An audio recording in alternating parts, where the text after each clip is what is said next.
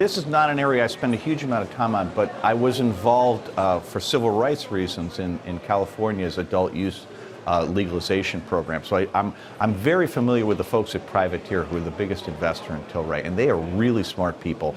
And I think they have absolutely nailed a core issue here, which is we're dealing with a crisis around opioids right now, and there are elements of the cannabis industry, CBD is the form of it that people talk about, that can be used as a substitute without the risk of addiction, without the risk of abuse. And that, I think, is such an obvious thing that it should be embraced globally. And Tilray, I mean, they absolutely have built that thing the right way. And you look at the market enthusiasm, right? Right now, the problem is there's just not enough supply of companies, and the rules are so nuts around the world. I mean, the rules are the way they are for political things from 40 years ago that have literally nothing to do with reality.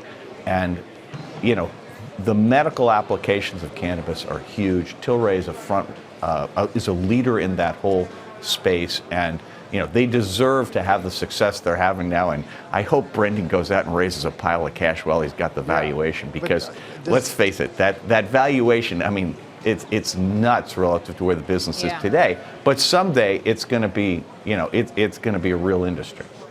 But does that mean you buy here with a 5-year time horizon? Oh, I don't, but maybe somebody else does. You know, I look at the world today, Carl, and I think the issue that you've got is because of the politics in this space.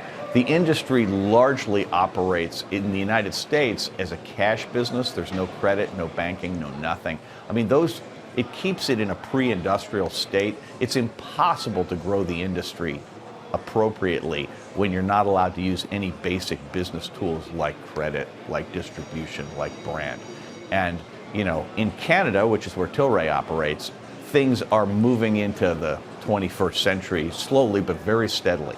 And they're going to have a nice base from there, and they can export it to other, shall we say, countries where the politics are more reasonable. But it's going to take I think a lot longer than 5 years to grow into that valuation. But who knows? You know, markets get to make their own choices. And I'm going to just enjoy watching it, and I'm going to wish Brendan and his team just nothing but good luck, because they're great people and they've done an amazing job there. Yeah, and just to dig into that valuation a little bit more, Roger, I'll use Tilray as an example, but we've seen this throughout the pot stocks in recent weeks and months.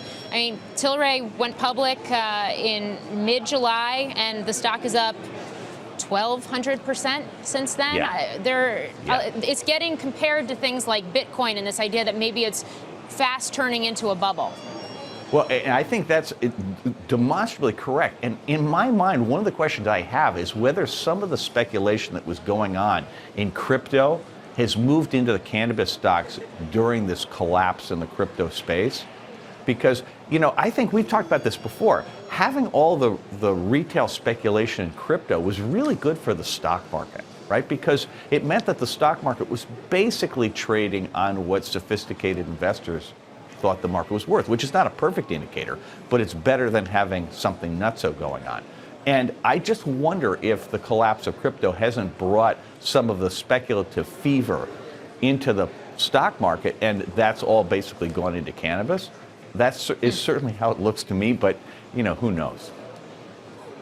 So you're saying that the unsophisticated investors getting lured away from the mainstream market is perhaps a good thing?